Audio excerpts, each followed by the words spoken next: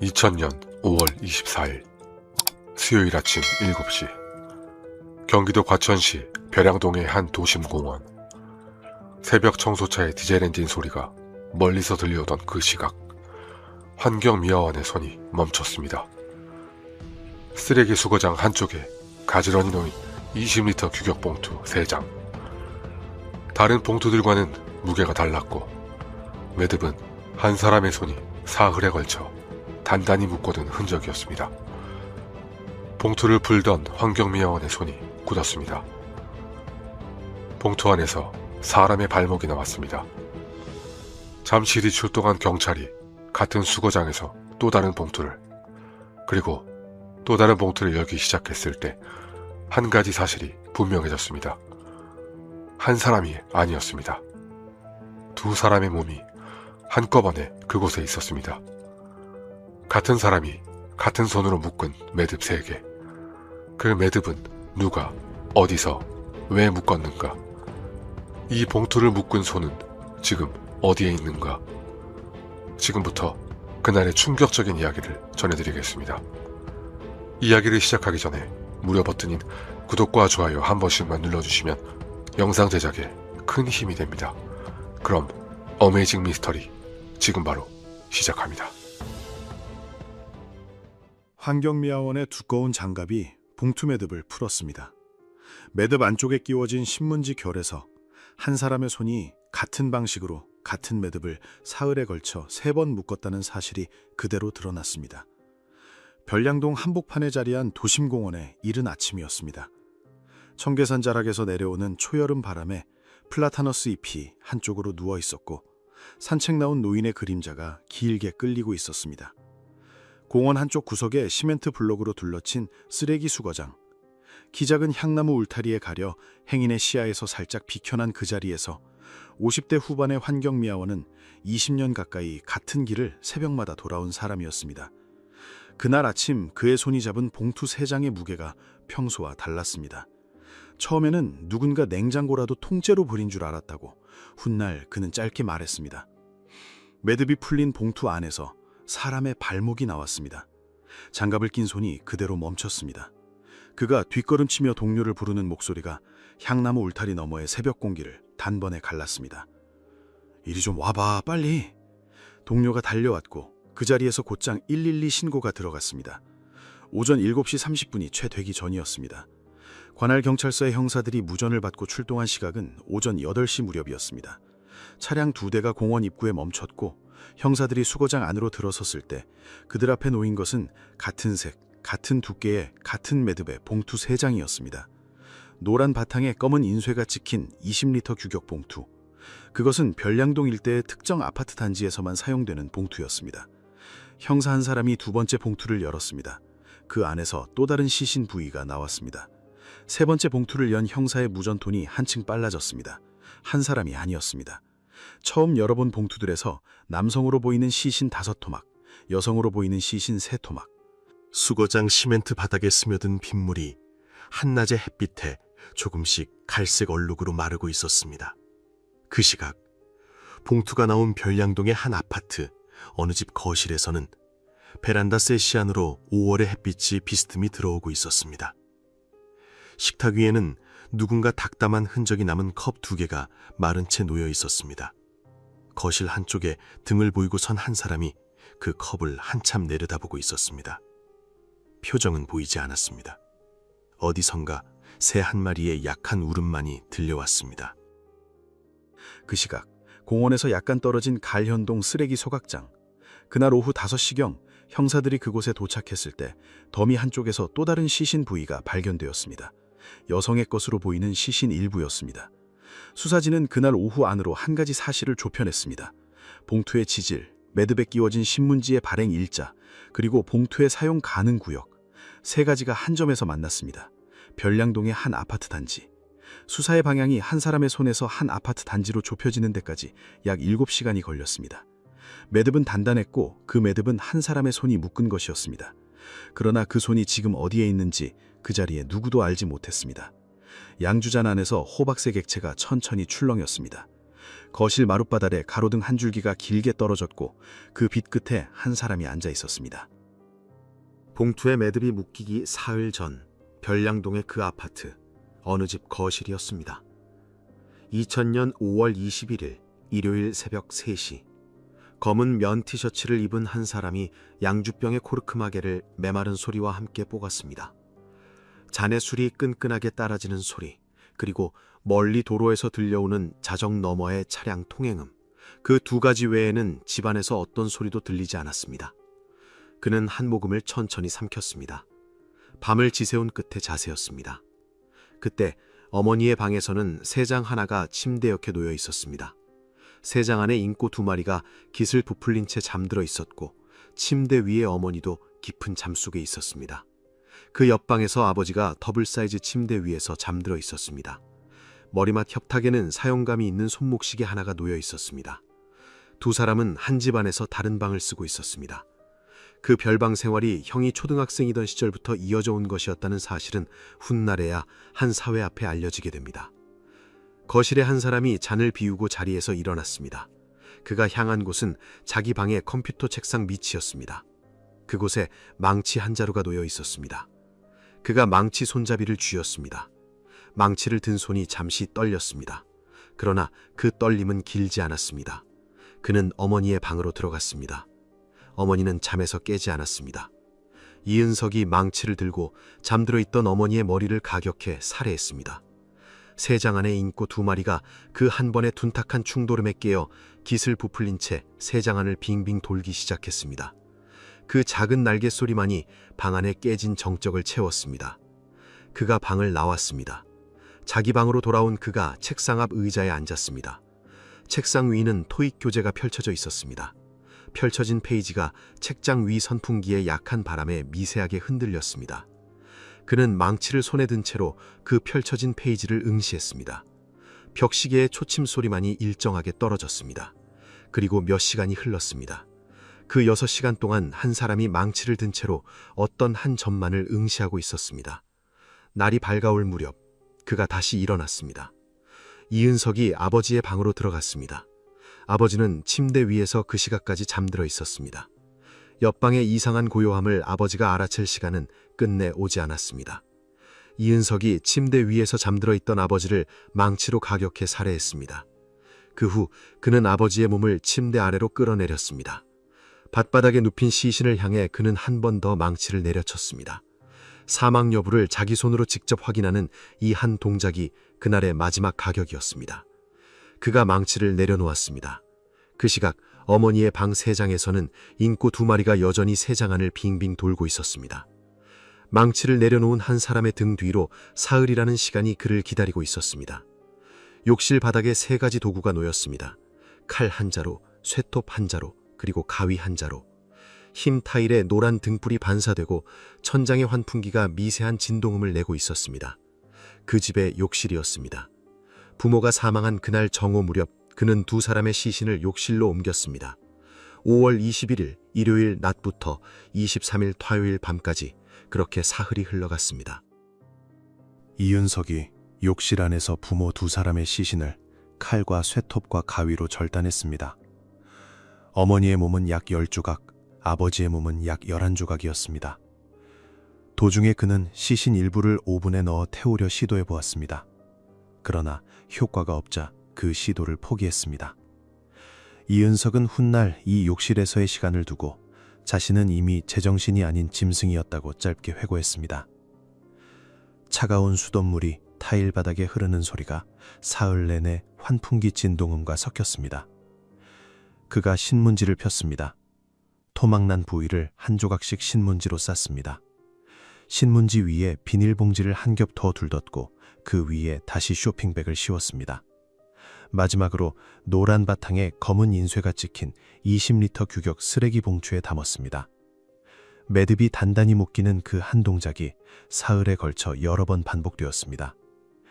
그가 첫 번째 봉투를 들고 집을 나섰습니다. 5월 21일 일요일 늦봄의 한낮이었습니다. 5월 말의 햇빛은 길고 따가웠습니다. 그가 향한 첫 번째 장소는 별량동의 한 도심공원의 쓰레기 수거장이었습니다. 향나무 울타리 너머로 봉투 한 장이 무심히 던져졌습니다. 그가 손을 한 번 털었습니다. 그 단지에 사는 노인 한 분이 약 10m 옆 산책로를 천천히 걷고 있었습니다.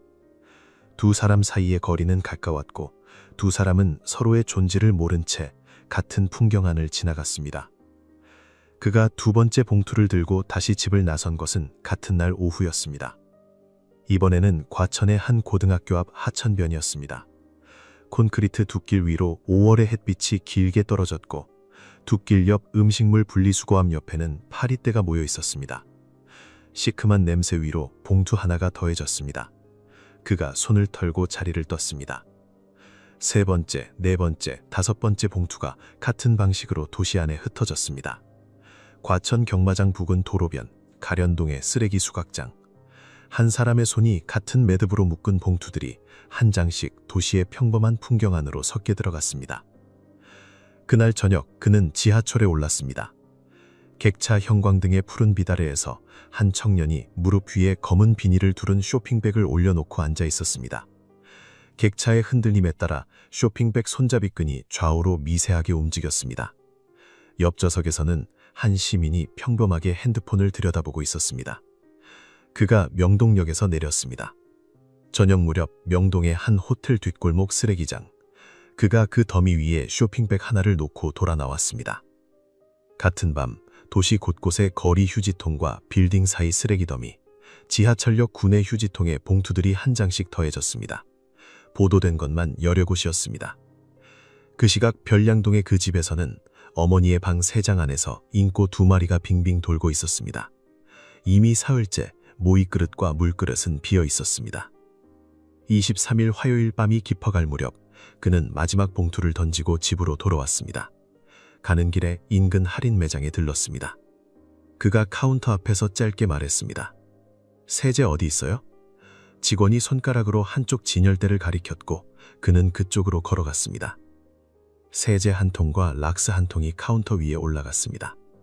영수증이 그의 손 안으로 들어왔습니다. 그가 집으로 돌아와 욕실 바닥에 락스를 부었습니다. 안방, 건넌방, 욕실 바닥의 혈흔이 한 통의 락스 아래로 천천히 옅어졌습니다. 피 묻은 옷까지는 세탁기에 들어갔다가 검은 비닐봉지에 담겨 다시 한번 도시의 어느 휴지통으로 옮겨졌습니다. 그가 마지막으로 한 일은 위장이었습니다. 아버지의 휴대전화와 손목시계가 협탁 위에서 사라졌습니다. 어머니의 가방이 거실 옷걸이에서 사라졌습니다. 이 3가지 물건이 함께 사라지면 두 사람이 함께 외출한 것처럼 보일 수 있다는 한 가지 계산이었습니다. 그가 식탁 앞에 잠시 앉았습니다. 식탁 위에는 그날 아침 부모가 마시고 둔 컵 2개가 마른 채 그대로 놓여 있었습니다. 그는 그 컵을 닦지 않았습니다. 거실 한쪽의 등 뒤로 5월의 새벽이 가까워지고 있었습니다. 그 시각 별량동의 한 도심공원의 쓰레기 수거장에는 그가 사흘 전에 던져둔 봉투 3장이 향나무 울타리 그늘 안에서 새벽을 기다리고 있었습니다. 마지막 봉투를 던지고 그는 세제로 바닥을 닦았습니다. 사흘 뒤 새벽, 그 봉투 가운데 하나가 다시 누군가의 손에 들리게 됩니다. 형사의 손가락이 인터폰 버튼을 눌렀습니다. 짧은 전자음 한 번이 복도에 떨어졌습니다. 응답이 없었습니다. 5월 24일 수요일 오후, 별량동의 한 아파트 단지였습니다. 새벽 7시 30분에 시작된 수사가 오후에 햇빛이 길어질 무렵 한 집의 현관문 앞에 도달해 있었습니다. 복도의 형광등은 한낮인데도 켜져 있었습니다.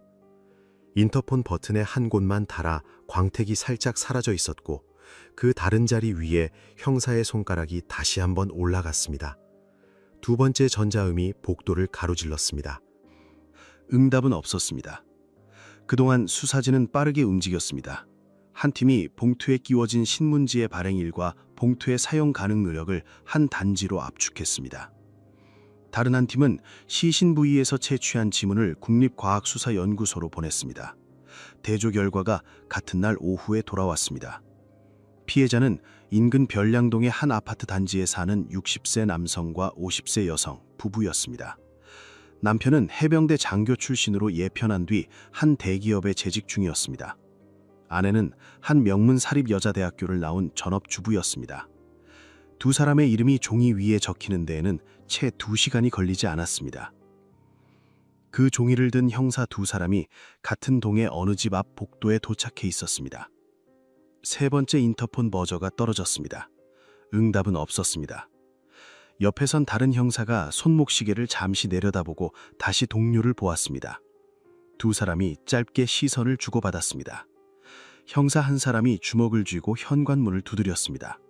쾅, 쾅, 쾅. 복도 끝까지 둔탁한 소리가 울려 퍼졌습니다. 아래 누구 계십니까? 형사의 목소리가 문 너머로 들어갔습니다. 다시 한번 두드렸습니다. 쾅, 쾅, 쾅. 문 안쪽에서는 한 사람이 그 모든 소리를 듣고 있었습니다. 그가 식탁 한가운데에 서 있는 그 시각, 식탁 위에 마른 컵 2개는 같은 자리에 그대로 놓여 있었습니다. 문이 열렸습니다. 한 청년이 문틈으로 얼굴을 내밀었습니다.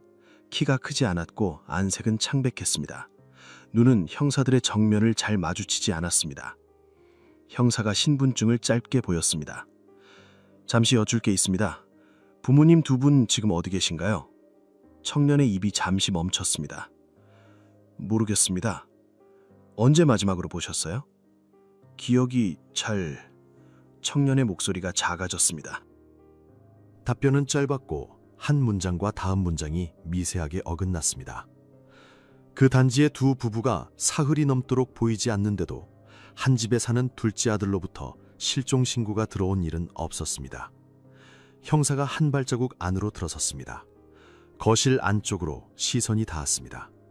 식탁 위에 컵 2개가 마른 채 놓여 있었습니다. 먼지가 한 겹 살짝 얹혀 있었습니다. 저 컵에 누군가 입을 댄 것은 적어도 사흘 전이었습니다. 다른 형사가 어머니의 방 쪽으로 2발 걸어 들어갔습니다. 방문이 살짝 열려 있었습니다. 침대 옆 세장 안에서 인꼬 2마리가 세장 철창에 부딪히며 빙빙 돌고 있었습니다. 모이 그릇은 비어 있었고 물그릇 바닥에는 마른 자국만 남아 있었습니다. 형사의 표정이 그 자리에서 한 단계 굳었습니다. 거실로 돌아온 형사가 청년을 보았습니다. 잠깐 같이 좀 가주시겠습니다. 청년은 고개를 작게 한번 끄덕였습니다. 신발을 꿰어 신는 그 손이 지나칠 만큼 차분했습니다. 그 시각 단지 입구에는 또 다른 차량 한 대가 도착해 있었습니다. 감식반이 가방을 들고 차에서 내렸습니다. 단지 안 산책로에서는 한 이웃 노인이 강아지의 목줄을 잡고 천천히 걷고 있었습니다. 평일 오후에 평범한 풍경이었습니다. 청년이 경찰차 뒷좌석에 올랐습니다. 아파트 동입구를 통과하는 차창 너머에서 단지의 플라타너스 잎이 5월의 늦은 햇빛을 받고 있었습니다. 차창 안쪽의 청년의 여볼길은 무표정했습니다. 훗날 사건이 보도된 뒤 그 동에서 청년을 본 적이 있는 한 이웃 주민이 한마디를 남겼습니다. 인사성 밝은 젊은이였습니다. 가끔 만날 때마다 안녕하세요라고 인사를 하던 순진한 사람이었어요. 믿을 수 없습니다. 상상이 가지 않습니다. 그 시각 청년이 떠난 거실에서는 감식반의 선이 한 곳 한 곳을 짚어가고 있었습니다. 안방의 침대 모서리에, 건넌방의 침대 시트, 욕실 바닥의 타일 사이, 세제와 락스의 냄새가 옅게 남아있는 그 집의 한쪽에서 흰 가루가 한 곳에 뿌려졌습니다. 흰 가루가 살짝 푸른 빛으로 바뀌었습니다. 혈흔 반응이었습니다. 그 시각 경찰차의 뒷좌석, 청년의 표정에는 사흘이라는 시간이 한 줄도 새겨져 있지 않았습니다. 경찰서로 향하는 차창 밖 풍경을 바라보는 그 눈이 무엇을 보고 있는지 그 자리에 누구도 알지 못했습니다. 조사실 책상 위로 사진 한 장이 올라갔습니다. 흰 종이 한 장에 인화된 작은 사진이었습니다. 그 사진 위에 다시 한 장이 더해졌습니다. 그리고 또 한 장. 그날 밤 과천경찰서 형사과의 한 조사실이었습니다. 형광등 푸른빛 아래에서 책상 위에 종이컵 하나가 올라가 있었고 그 안에 인스턴트 커피는 천천히 식어가고 있었습니다. 벽시계의 초침 소리가 일정하게 떨어졌습니다. 청년이 종이컵을 한 손가락으로 살짝 만지작거렸습니다. 맞은편에 앉은 형사가 사진을 한 장씩 그의 앞으로 밀었습니다. 첫 번째 사진은 가족 거주지 안방 침대 모서리의 흰 가루 자국이었습니다. 푸른 빛으로 변한 그 가루의 색이 사진 안에서도 분명했습니다. 두 번째 사진은 욕실 타일 사이에 남은 또 다른 흰 가루 자국이었습니다. 세 번째 사진은 단지 경비실 옆 재활용품 수거장에서 발견된 망치 한 자루, 그 옆에 약 30cm 길이의 쇳줄 톱, 네 번째 사진은 봉투 표면에 남은 지문이었습니다. 청년의 시선이 잠시 사진 위에 머물렀습니다. 저는 모릅니다. 형사가 5번째 사진을 올렸습니다. 그것은 청년의 방 책상 서랍 안에 있던 일기장의 한 페이지였습니다. 청년의 어깨가 살짝 떨어졌습니다. 그가 종이컵을 잡았던 손가락을 천천히 거두었습니다. 조사실 안의 정적이 1분 가까이 이어졌습니다. 벽시계의 초침이 그 시간을 한 칸 한 칸 옮겼습니다. 청년이 입을 열었습니다. 내가 그랬습니다. 형사의 펜이 메모지 위에서 잠시 멈췄습니다. 이은석이 사흘의 행적을 진술하기 시작했습니다. 망치를 꺼낸 시각, 어머니의 방으로 들어간 순서, 6시간 가까운 정적, 아버지의 방에서의 2번째 가격, 그리고 침대 아래로 끌어내려 다시 한번 사망을 확인한 동작. 진술의 톤은 단조로웠습니다. 목소리는 흔들리지 않았습니다. 자백의 끝에 그가 한 말이 후일 사건의 상징이 됩니다. 멸시와 형제간 차별하는 부모를 내 인생의 방해자라고 생각하여 범행했다. 지금은 후회하고 있다. 형사가 펜을 잠시 내려놓았습니다. 조사실 안의 현광등 푸른 빛이 청년의 어깨 위에 떨어졌습니다. 그 시각 그 집 그의 방에서는 감식반의 손이 책상 서랍을 열고 있었습니다. 책상 위에는 영문과 편입학을 위한 토익 교재가 펼쳐진 채 놓여 있었습니다. 그 책상 위에는 전산학 관련 노트와 펜 한 자루도 가지런히 놓여 있었습니다. 옆 책장에는 폭력성 비디오 테이프 수십 개가 가지런히 꽂혀 있었습니다. 서랍 안쪽에서 작은 노트 한 권이 나왔습니다. 가장자리가 달아 있었습니다. 감식반이 노트를 펴자 종이의 안쪽 결을 따라 한 청년의 14살 무렵의 글씨가 한 줄씩 적혀 있었습니다. 중학교 2학년 시기의 일기였습니다. 그 페이지 한쪽에는 이런 한 줄이 적혀 있었습니다. 나는 사탄의 종인가 아니면 스스로 목숨을 끊어 사라질 쓰레기인가. 다음 페이지에는 또 한 줄. 내가 성공할 수 있을까? 집에서는 싹수가 노란 구박대기. 감식반의 손이 그 페이지 위에서 잠시 멈췄습니다. 노트의 뒤편으로 넘어가자 군복무 시기의 페이지가 나왔습니다. 22살의 글씨였습니다.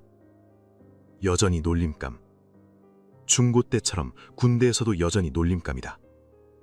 펜이 한 글자 한 글자 종이에 닿은 흔적이 종이결 아래에서도 분명했습니다. 조사실로 돌아가 형사가 청년에게 다음 질문을 던졌습니다. 시신 일부를 버린 곳 다 기억하시나요? 청년이 종이 한 장을 받아들고 펜을 잡았습니다. 도시 지도 위에 그가 한 점 한 점을 짚어갔습니다. 별량동의 한 도심공원, 갈현동 쓰레기 소각장, 하천변, 과천 경마장 부근, 명동의 한 호텔 뒷골목, 지하철역 휴지통, 여러 개의 점이 한 장의 종이 위에 찍혔습니다. 그가 펜을 내려놓았습니다.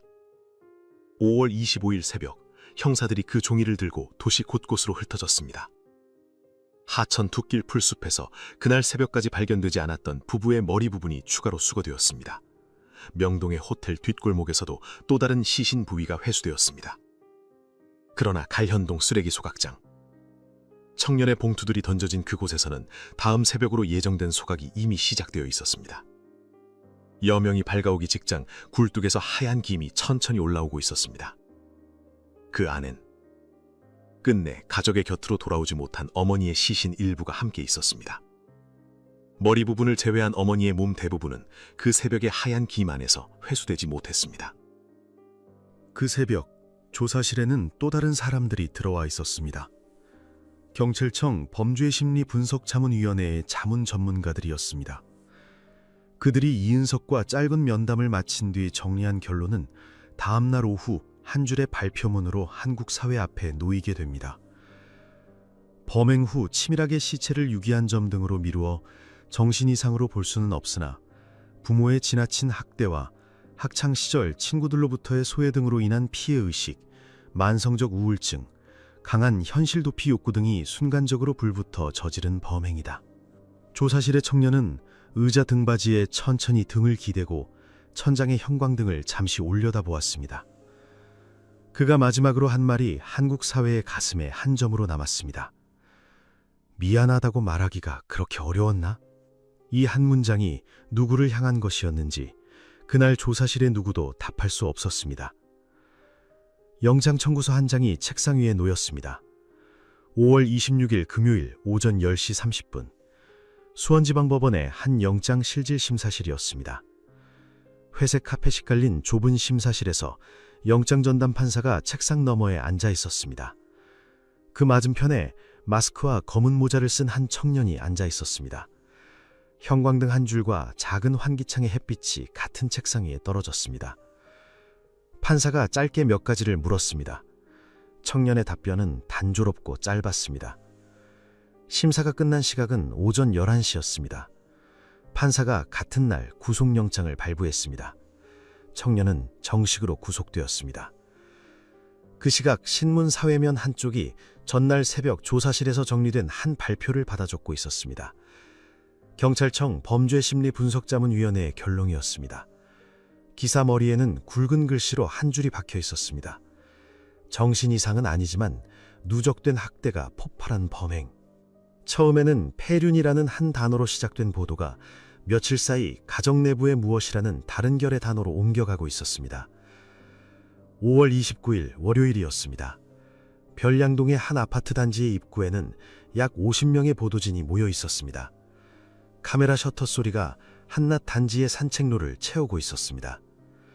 수원지검 형사4부 검사 1명, 형사 여러 명, 그리고 검은 모자에 흰 마스크로 얼굴을 가린 한 청년이 줄지어 단지 안으로 들어섰습니다. 청년의 손목에 수갑이 채워져 있었습니다. 5월의 한낮 햇빛이 그의 어깨로 떨어지는 그 순간이었습니다. 아파트 단지 입구에 발을 디딘 순간 청년의 양어깨가 한 차례 떨렸습니다. 무릎이 짧게 떨렸습니다.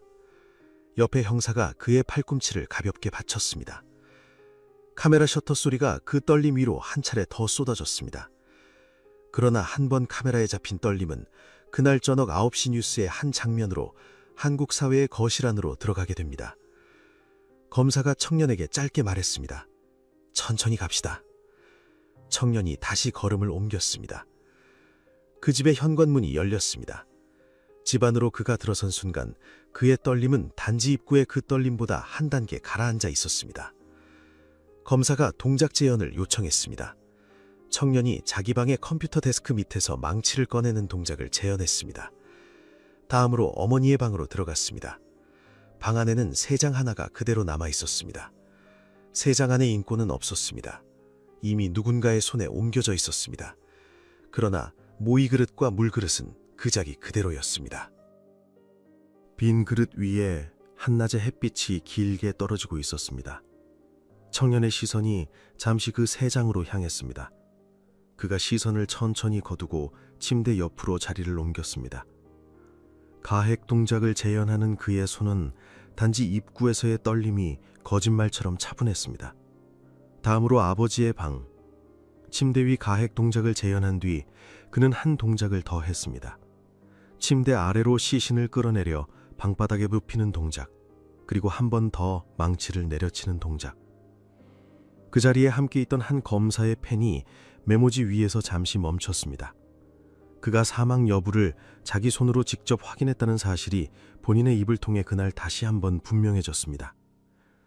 그 주에 한 방송사의 차량이 서울의 평일 오후 도로를 달리고 있었습니다. 차량의 뒷좌석에 한 사람이 앉아 있었습니다. 그가 청년의 형이었습니다. 부모의 사망과 동생의 체포 소식을 접한 직후 그는 기자들 앞에 처음으로 모습을 드러냈습니다.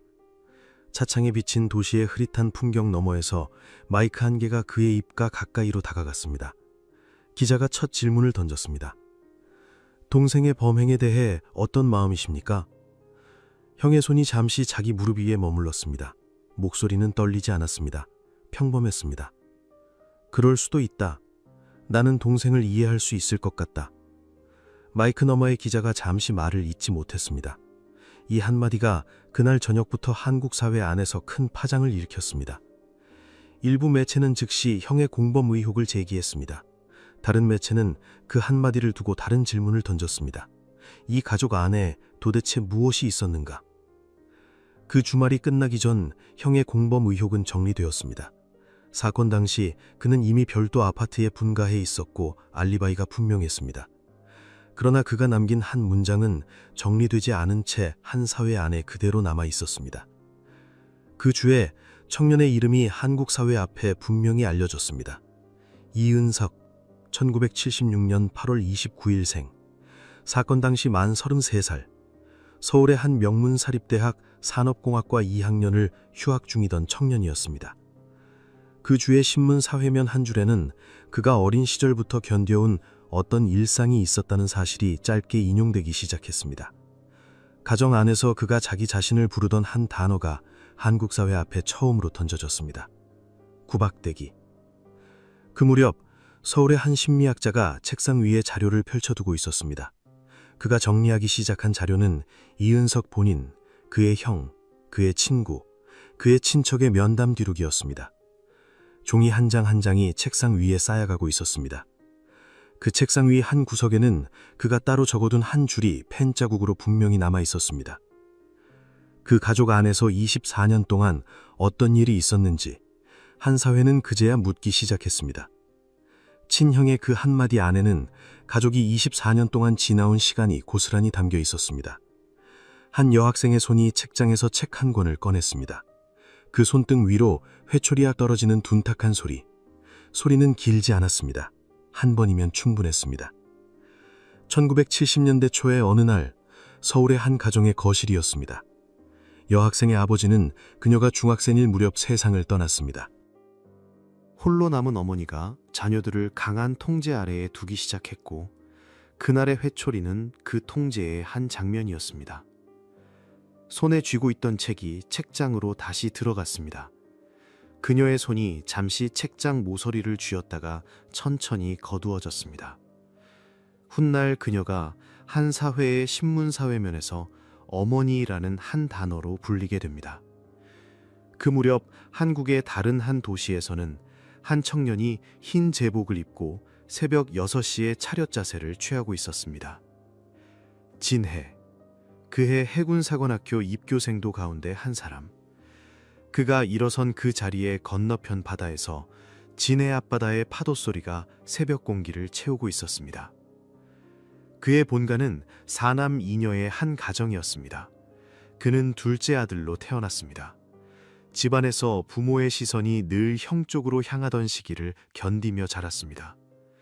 형이 사업을 한다며 가산을 한 자락씩 축내는 동안 부모의 어깨가 형 쪽으로 기울어진 그 각도를 그는 어린 시절부터 눈으로 익혀왔습니다. 그가 한 차례 서울의 한 명문 국립대에 지원했다가 낙방했습니다. 진로를 바꿔 그가 입교한 곳이 해군사관학교였습니다. 훗날 해병대 장교가 되고 중령으로 예편하게 될 사람이었습니다. 그의 등은 곧고 표정은 분명했습니다. 자수성가에 대한 자부심이 일찍부터 그의 몸 안에 자리 잡았습니다. 그가 받은 박탈감 또한 자기 안에 분명한 형태로 새겨져 있었습니다. 그 박탈감이 약 20년 뒤 자신이 만든 가정 안으로 자기도 모르는 사이에 거의 그대로 옮겨가게 됩니다. 1970년대 초의 어느 날 서울의 한 한정식 집이었습니다. 마룻바닥에 격자 미닫이 너머로 햇빛이 길게 비치는 한낮. 격자 미닫이가 한 차례 열렸고 한쪽 벽 앞으로 어른 두 분이 자리에 앉았습니다. 가운데 자리에 두 사람이 마주 앉았습니다. 한 명문 여대를 졸업한 여성과 해병대 장교였던 한 남성이었습니다. 두 사람은 그날 처음 만났습니다. 서로의 시선은 잠시 마주쳤다가 곧 각자 다른 곳으로 향했습니다. 어른 한 분이 헛기침을 했습니다. 상 위에 차가 한 잔씩 올라갔습니다. 두 사람은 짧은 만남 후 결혼했습니다. 여성에게는 그 결혼 안에 한 가지 분명한 그림이 있었습니다.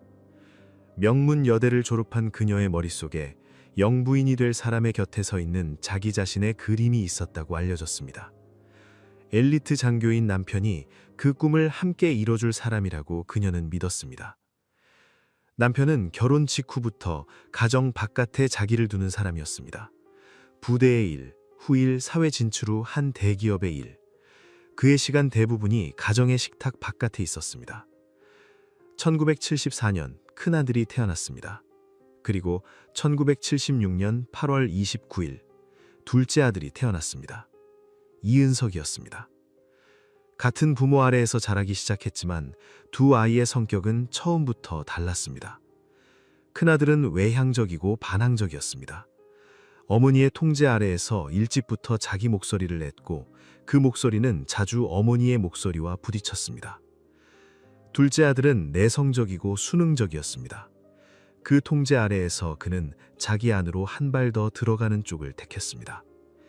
한 식탁에 같은 자리에 앉은 두 형제는 그 시각 서로 다른 무게를 견디고 있었습니다.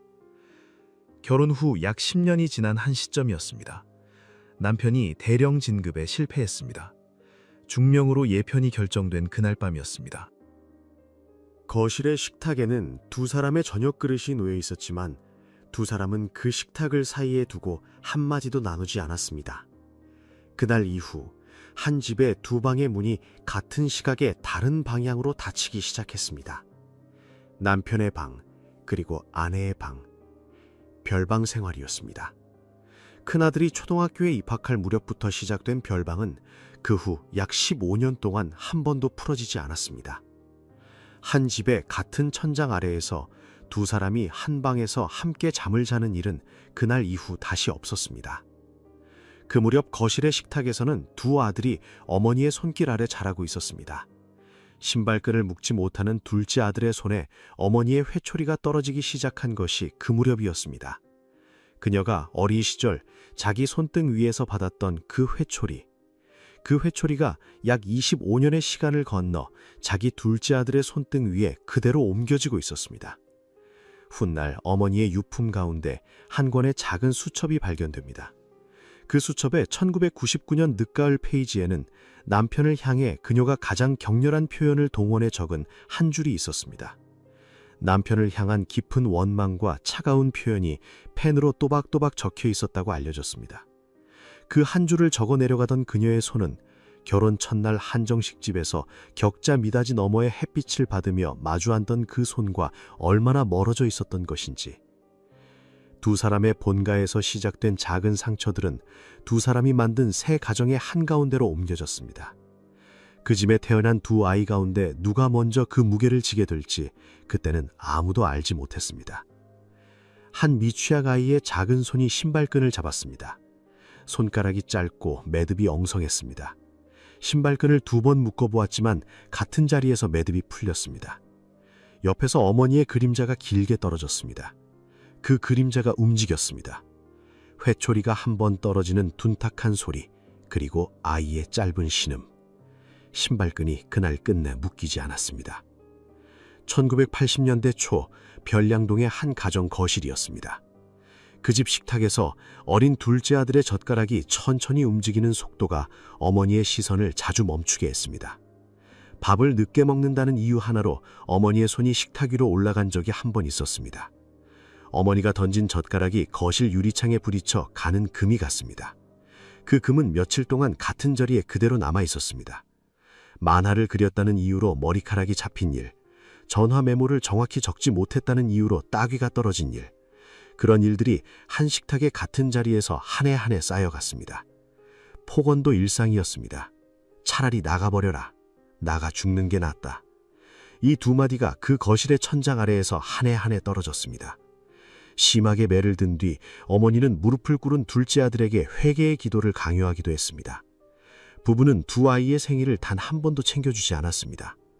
도시락을 받지 못하는 날이 잦았습니다. 1980년대 후반의 어느 점심시간이었습니다. 한 초등학교 4학년의 교실 한쪽에서 같은 반 친구들이 한 명씩 도시락을 꺼내고 있었습니다.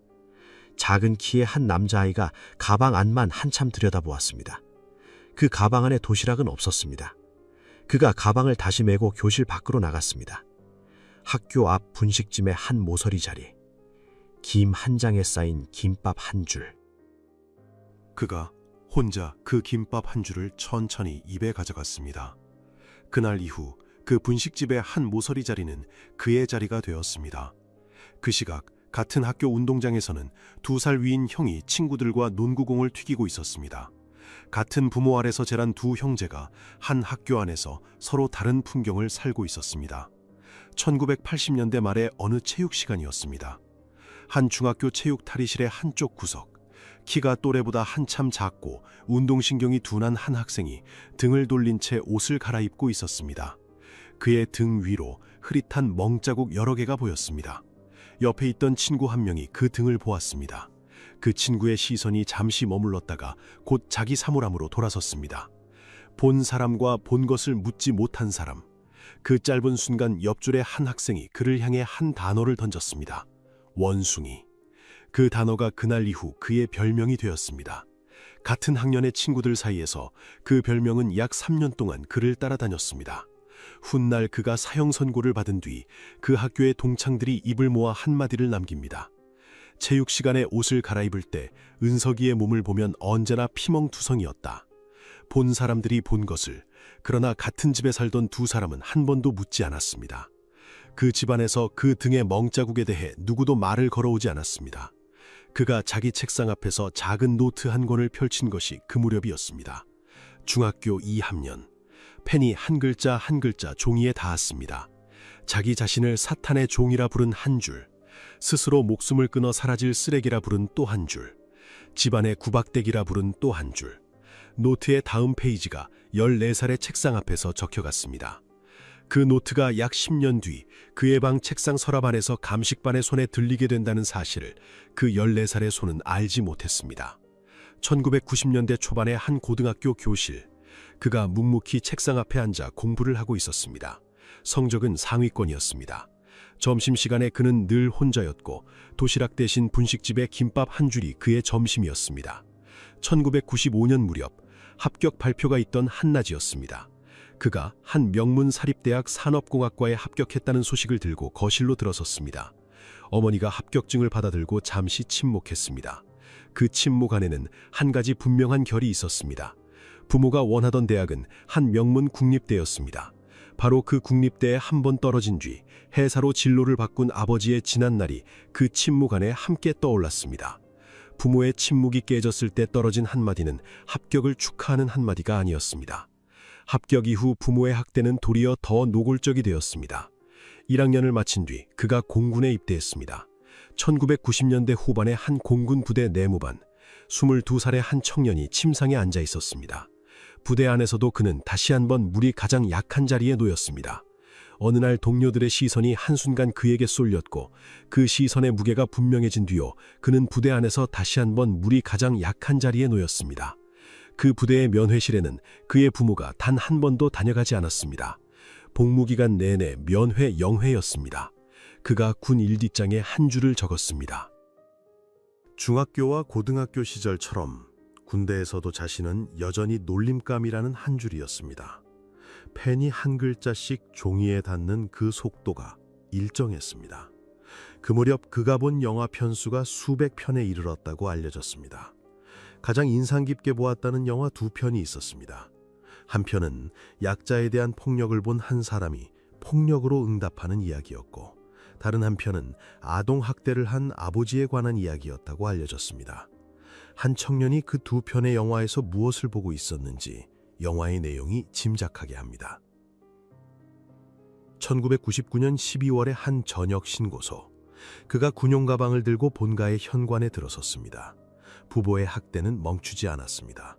전역한 그를 맞이한 아버지의 한마디가 그 집의 가장이 둘째 아들에게 직접 한 마지막 말 가운데 하나였습니다. 네 학비는 네가 벌어 복학하라.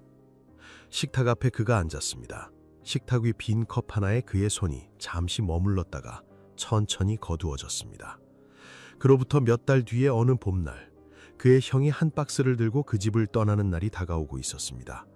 5월 11일 아침에 거실 안쪽에 박스 하나가 정리되어 있었습니다. 5월 한낮의 햇빛이 그 박스 옆면을 따라 길게 떨어졌습니다. 박스 위에는 형의 짐이 마지막으로 한 자락씩 쌓이고 있었습니다. 2000년 5월 11일 목요일, 그날은 형이 본가를 떠나는 날이었습니다. 부모가 마련해준 별도 아파트가 도시의 다른 한 동에 형을 기다리고 있었습니다. 이은석이 박스의 한쪽 끝을 잡고 있었습니다.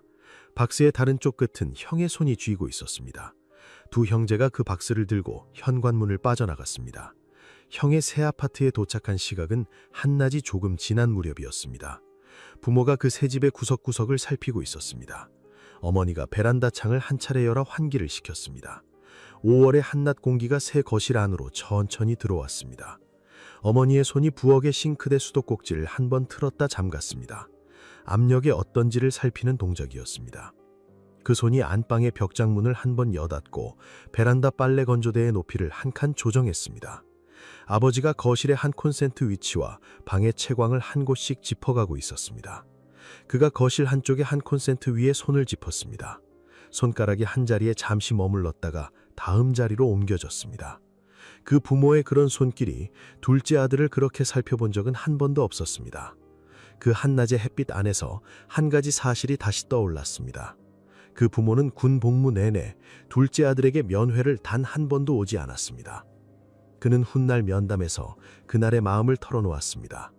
형의 이삿짐을 함께 들어 옮기던 그 반나절, 부모가 새 집을 한 구석 한 구석 세심하게 살피던 그 시선이 자신에게는 단 한 번도 닿은 적이 없었다는 사실. 10년을 부모 말 그대로 살아왔는데 그 10년 동안 부모와 부딪히며 살아온 형 쪽으로 부모의 시선이 향한다는 사실이 그날의 한낮 햇빛 안에서 처음으로 분명한 형태를 갖추었다고 그는 말했습니다.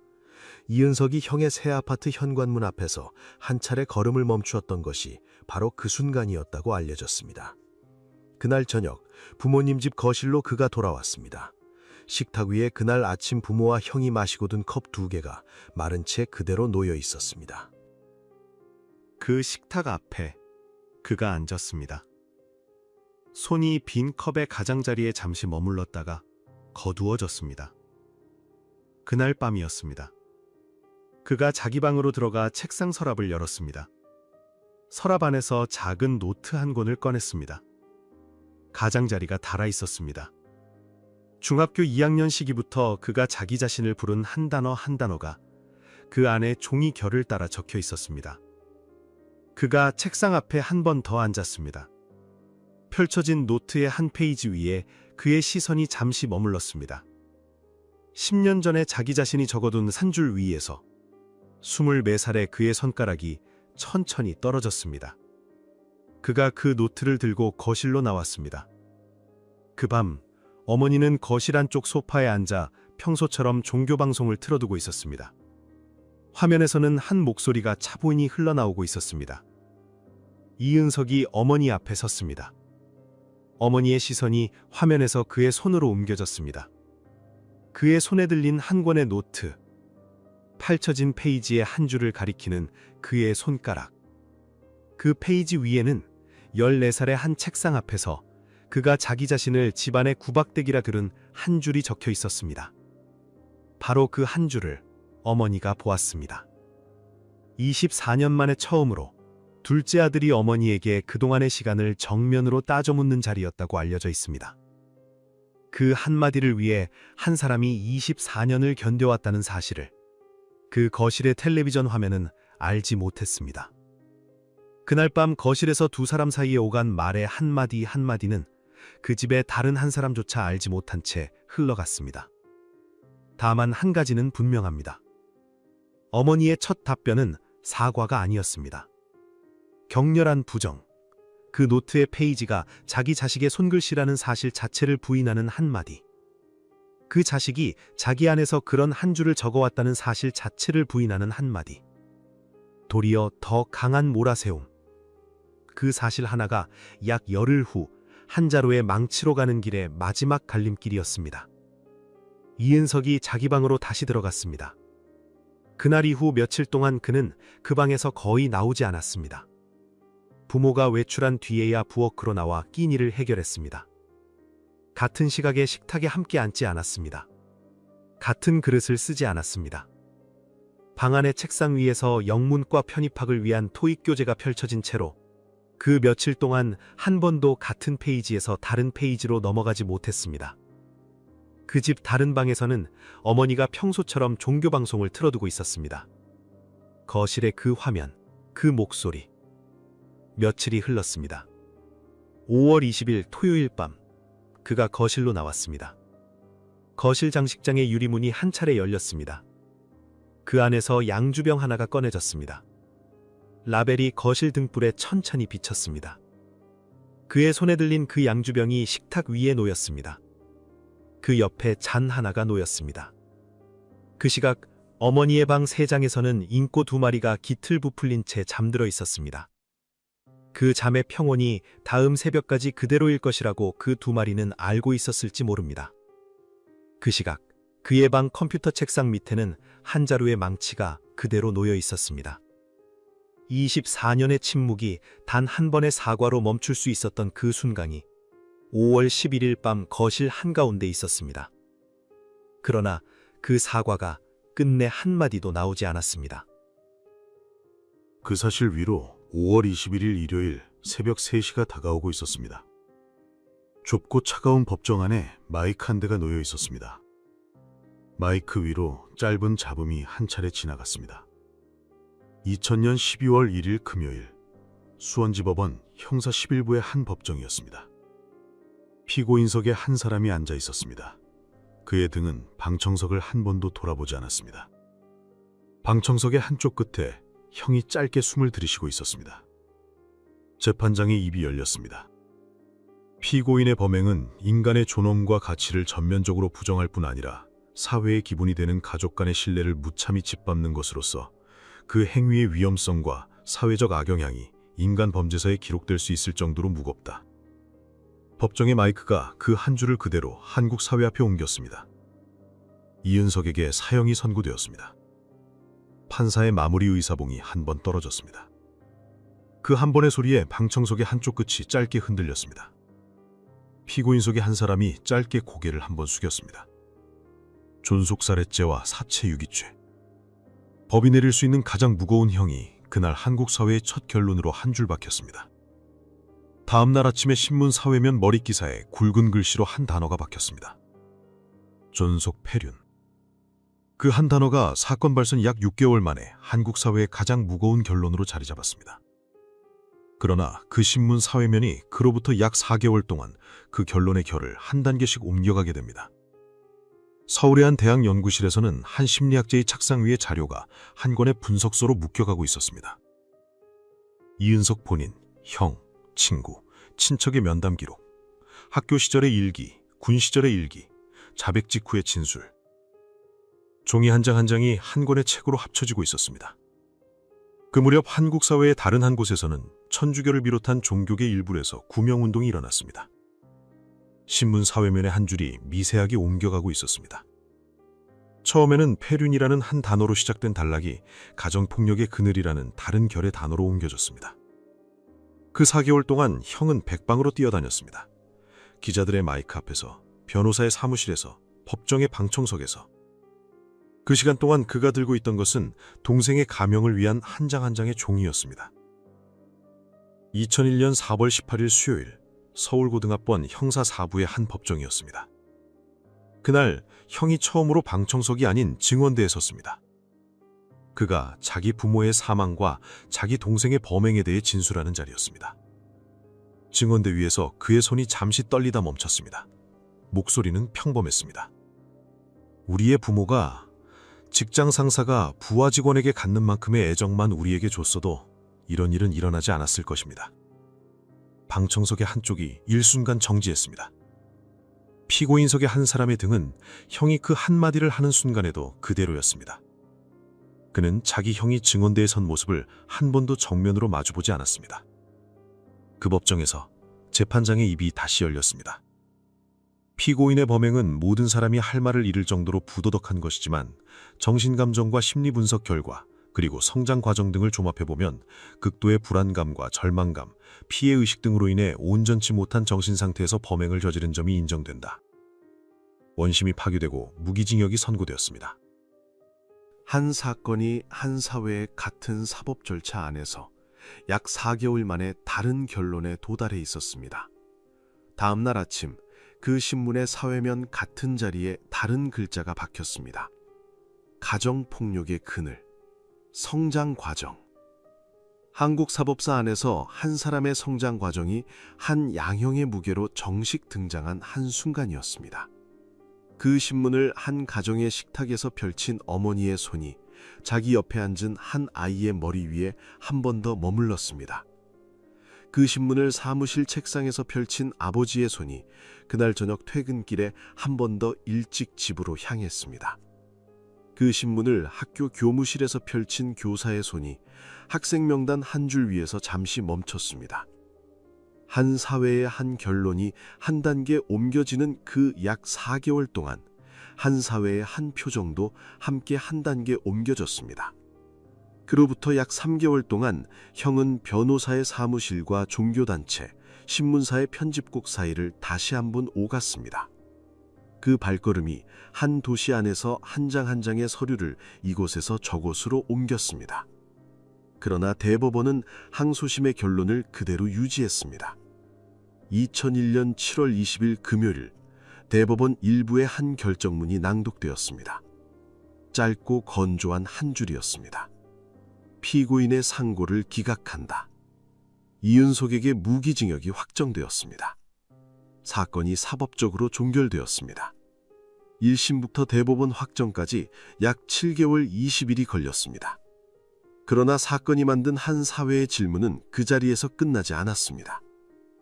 그 무렵 한국의 한 가정 식탁 위에는 한 장의 종이가 새로 놓이기 시작했습니다. 종이의 제목은 가정통신문이었습니다. 사건이 일어난 지 20여 년이 지난 한 해의 어느 날, 서울 외곽의 한 교도소 수용동의 한 방.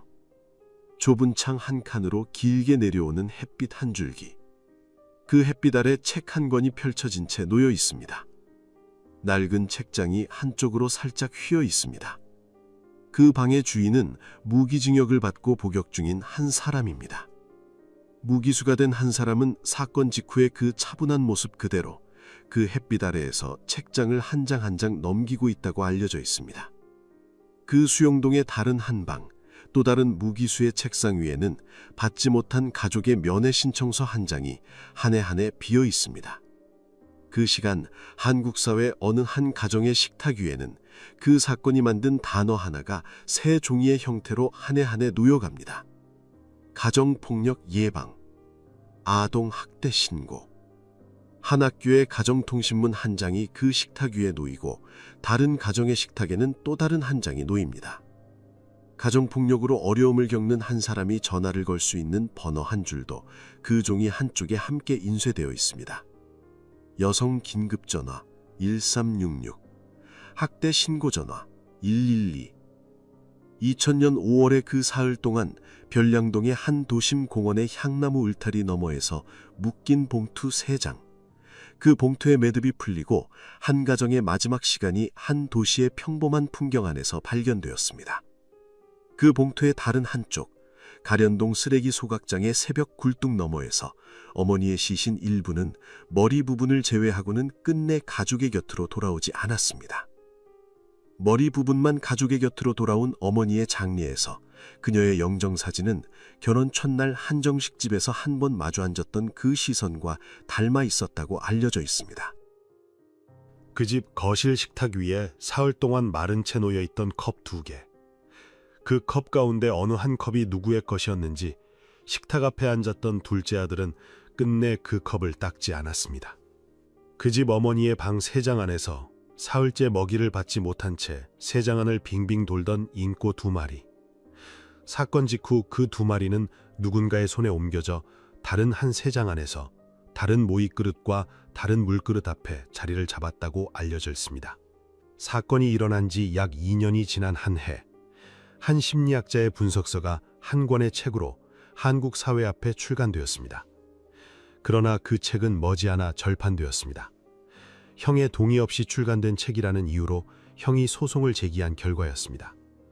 그 형이 받은 위자료 1,000만 원은 동생과 2사람 이름으로 한 재소자 자활단체에 기부되었습니다. 그 형은 지금도 우리 사회 어딘가에서 그 가족의 한 사람으로 묵묵히 살아가고 있다고 알려져 있습니다. 24년의 침묵이 한 자루의 망치로 옮겨지기까지 그 사이에 단 한마디가 끝내 나오지 않았습니다. 미안하다는 한마디. 그 한마디, 직장 상사가 부하 직원에게 갖는 만큼의 그 한마디만이라도 그 식탁, 그 거실에서 한 번이라도 떨어졌더라면, 한 가정 안에서 매일 한마디씩 쌓이는 침묵의 무게가 어느 한순간 한계를 넘기 전에 우리 사회의 누군가가 그 집의 문을 한 번이라도 두드려 주었더라면, 그 학교 체육 탈의실에서 한 학생의 등에 새겨진 멍자국을 보고도 시선을 거두었던 한 친구의 그 시선이 한 번이라도 다시 돌아갔더라면, 그 동네 그 단지에서 한 청년과 안녕하세요라는 한마디만 주고받던 이웃의 그 인사 위에 한 번이라도 다른 한마디가 더해졌더라면, 그 집 식탁 앞에서 한 어머니의 손이 회초리 대신 그 한마디를 한 번이라도 골랐더라면, 그 집 다른 방에서 한 아버지의 시선이 가정 바깥이 아니라 식탁에 앉은 둘째 아들의 얼굴 위로 한 번이라도 돌아왔더라면, 이 사건이 만든 가장 무거운 한 줄은 1심 재판부의 양형사유도, 항소심 재판부의 양형사유도, 대법원의 짧은 한 줄도 아닙니다. 이 사건이 만든 가장 무거운 한 줄은 한 가정의 한 식탁 앞에서 24년 동안 끝내 한 번도 떨어지지 않았던 그 한마디입니다. 그것은 끝내 나오지 않은 한마디. 미안하다. 그 한마디는 정말로 그렇게 어려운 한마디였을까요? 끝까지 시청해 주셔서 감사합니다. 지금까지 어메이징 미스터리였습니다.